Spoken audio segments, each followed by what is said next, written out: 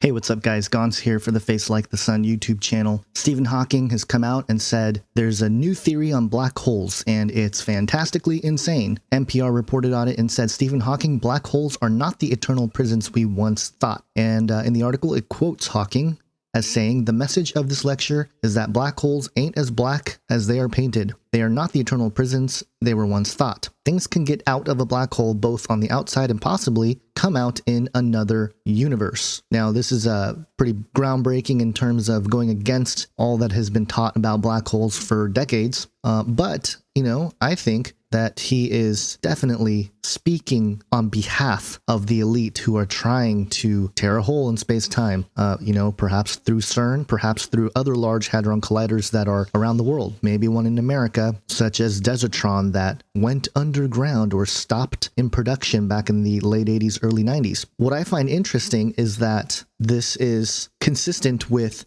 the externalization of the hierarchy that Alice Bailey talked about in spreading theosophical ideas. Now, theosophy is a false spirituality. It was led by Helena Blavatsky in the late 1800s, and I've talked about it from Age of Deceit, Fallen Angels, and the New World Order 4 years ago to other documentaries and videos that have talked about it. But I found something interesting here. Now, yesterday I talked about how I will dig into this weird document that has become public with the list of things that, you know, are being admitted here. It's a government document from 1947, July 8th, allegedly anyway, a memorandum of importance, and I went through the list yesterday. But there was one that was really interesting, number 8. And this report said the region from which they came is not the astral plane, but corresponds to the Lokas or Talas.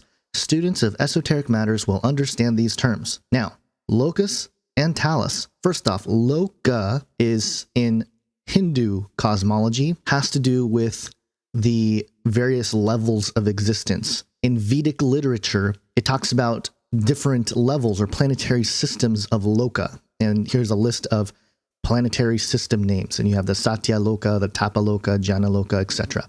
The idea also shows up in Buddhism and especially in Theosophy, which of course is, I think, where this Lokas and Talas comes from, and I'll show that in a minute. But it's interesting because, at least in this Wikipedia page, it talks about the Abrahamic religions, and it discusses the 7 heavens. When you take a look at the 7 heavens from Judaism, it says here, according to the Talmud. We know that the Talmud is pretty blasphemous. It does not have anything to do with the Torah or the Old Testament. The Talmud, if you don't know, has sections in it that talks about how Jesus is in hell right now. So not necessarily the best source, but the more esoteric sides of Judaism is very much akin to Kabbalah and all these religions that talk about this strange idea of 7 heavens where the immortal beings live, this idea of a different abode of immortal entities. Now, the Bible does talk about the spiritual realm and the Elohim that come from there.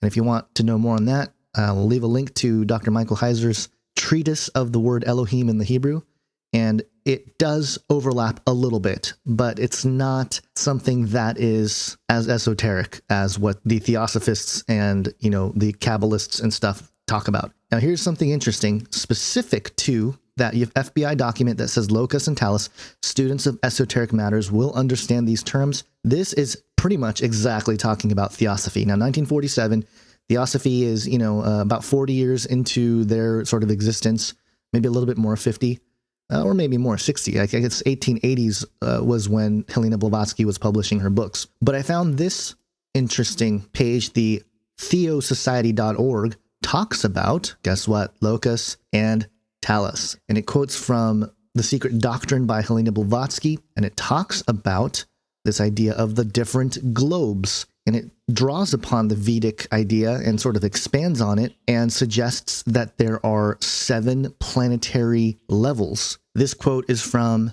the book Fundamentals of Esoteric Philosophy. It was written by Gottfried de Purucker, who was the son of an Anglican minister and, interestingly enough, for some years served as chaplain of the American Church in Geneva, Switzerland. Interesting. I'm sure it has nothing to do with what they're doing there now. In any case, he served as the head of the Theosophical Society from 1929 until his death in September 27th, 1942. Now, again, this is not stuff I believe is true. I just think it's interesting that they draw upon these esoteric writings as their source for understanding these things.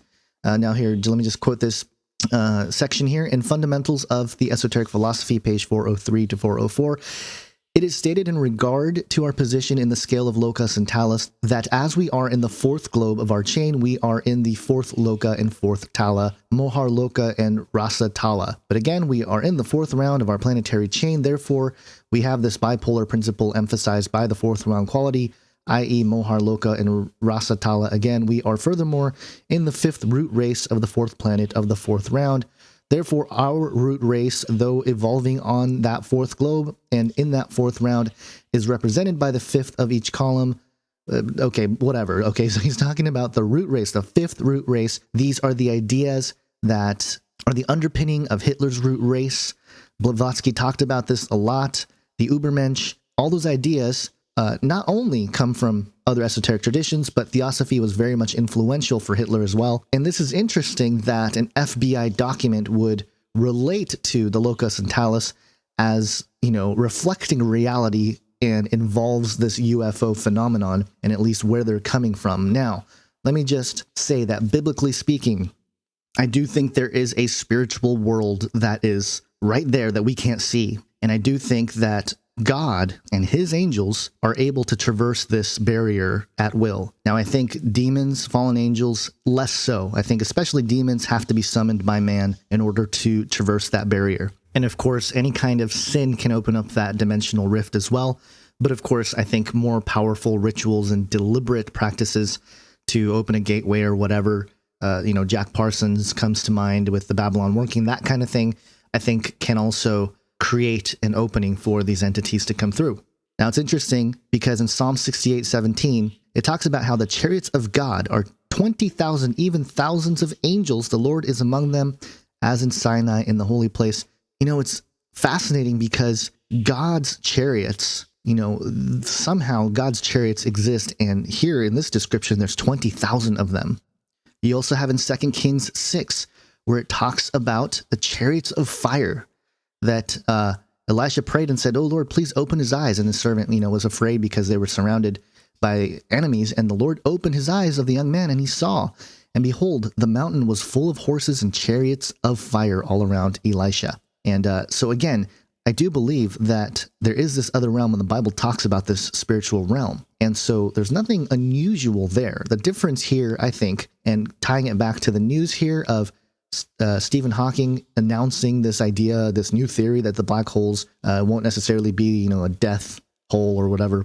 I think Stephen Hawking is being used as a mouthpiece by the esotericists that run this world, that are behind a lot of the global powers and the global banking system, and even the scientific endeavor, spiritually led by the fallen one, to accept this idea of tearing a hole, opening up the veil that only God can really undo.